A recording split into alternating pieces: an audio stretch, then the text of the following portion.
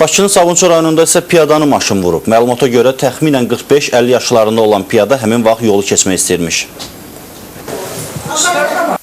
Şəhər vaxtı paytaxtın Sabunçu rayonunda piyadanın vurulması ilə nəticələnən yol nəqliyyat hadisəsi qeydə alınıb. Baş verən hadisə metronun Koroğlu stansiyasının yaxınlığındakı körpünün altında qeydə alınıb. Təxminən 45-50 yaş arası kişi yolu keçmək istəyərkən Heydər Əliyev prospekti ilə üzü Sabunçu istiqamətində hərəkətdə olan Toyota markalı avtomobil onu vurub.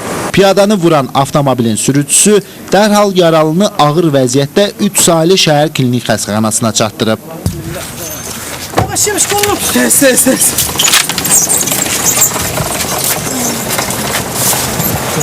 Yaralının vəziyyəti ağır olduğundan həkimlər onu dərhal reanimasiyaya yerləşdirib. Hadisə yerində olan şahidlərin sözlərinə görə piyadanı vuran avtomobil yüksək sürətlə hərəkət edib. Qəzanın dəqiq səbəbləri aparılacaq araşdırmalardan sonra məlum olacaq.